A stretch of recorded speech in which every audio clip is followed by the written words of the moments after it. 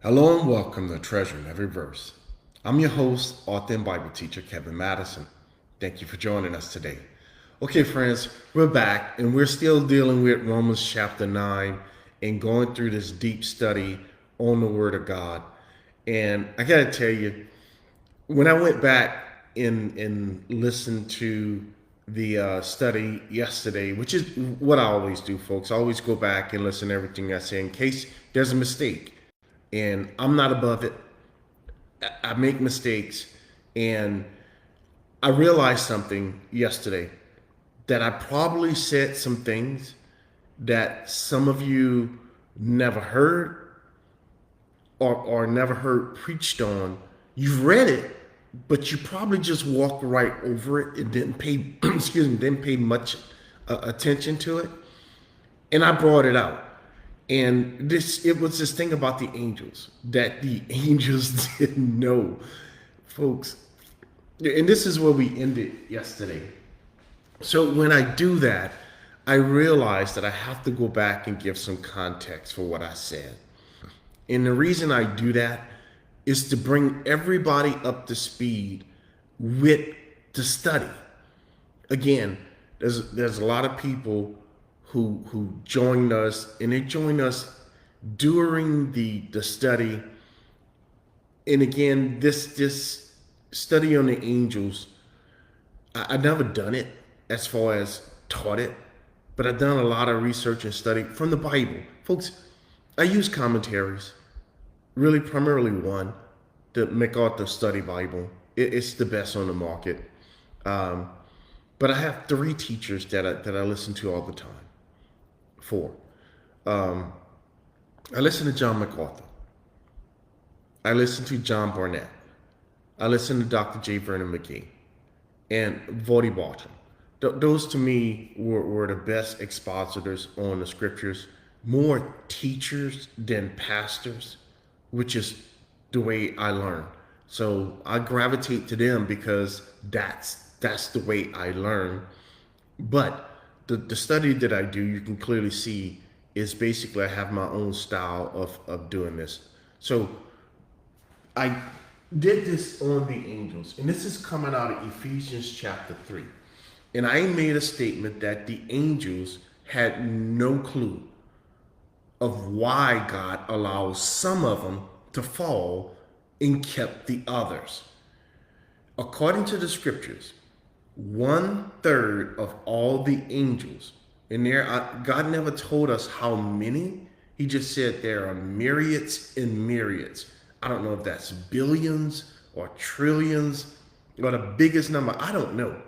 But I do know this for a fact because the Bible clearly tells us that out of all the angels, 1/3 of those angels failed. God allowed them to come out of his hand and they moved away from God. He closed his hand and the other 2/3 remained in God's hand. Hence, they're holy, and the ones that came out are called demons. And I said yesterday, and I showed it a little bit. I didn't go into detail, but I showed it that those angels, holy and unholy, all of them, they had no clue what God was doing. They heard God talk about his attributes, but they never saw him. They never seen those attributes in action. So when God would say things like, I'm holy, they could see that. They were witnesses to God's holiness because they can look at him, turn around and look at themselves and see that God's glory and holiness was different than theirs. So they witnessed God's holiness. They witnessed God's glory. They seen that. God also revealed to every single one of them at the same time that he's the creator. So they seen God's glory, they seen God's holiness, and they seen that he was the creator. How did the angels see that God was the creator? Well, the book of Job tells us that they were witnesses to the physical creation. They were not witnesses to the creation of the heavens. They were not witnesses to the creation of the heavens. What they were witnesses to was the creation of the earth. Now, again, the earth is not just the planet. The earth is everything within the physical realm. Everything. All the universe or universes, however many that is, I have no idea, folks. And personally, I don't care. But whatever it is, whatever mankind can discover, that's what the Bible calls the earth. That's what the angels witness God make. So glory, holiness, and creation, that he's the creator. They know they can't speak things into existence like they witnessed God speaking them to existence. So when God said, hey, I created you, they now understand, oh yeah, he did. Look what he just done. Okay. So with that said, it was important for them to see, angels, that God, the creator, can create other living beings. Being witness of God creating a place like the earth, like the sun, the moon, and where something can be, it was important for them to see God create life out of nothing. So they watched God create humans, watch God create animals. They seen God create life. So now they fully understand that not only can God create things, but God can create life out of nothing. Hence, when he says to the angels, I am your creator, you should worship me, they say, oh yeah, he is. I can't create anything. They probably tried, but they can't. All right, so there you have it. But God, even though they are smart, they are learning beings. They learn just like us, friends. They didn't start off with all wisdom. Their wisdom was not corrupt, and that's what the Bible talks about in Isaiah 14 when it talks about Satan. It wasn't corrupt. They were created all in holiness. But once God allowed 1/3 to come out, that holiness and that wisdom that they had became corrupt. Why? Because it was separated from God now. Now they were using their own wisdom instead of God's wisdom, which means their wisdom is corrupt. The holy angels, on the other hand, remain with God. Therefore, they are using God's wisdom to do whatever it is that they're doing. Hence, their wisdom is untainted with sin. Now, let's go back to Ephesians 3 and pick up on this theme of the angels. And I'm going to get into great detail today. And I'm going to finish this today.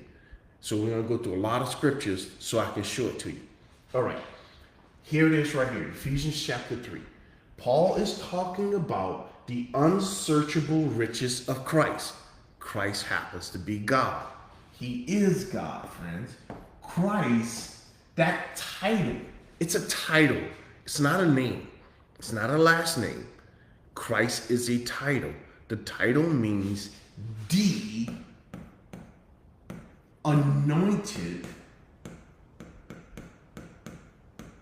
of God. The anointed what? The anointed body of God. It's the body that God resides in. God himself is spirit, invisible, cannot be seen. You are spirit.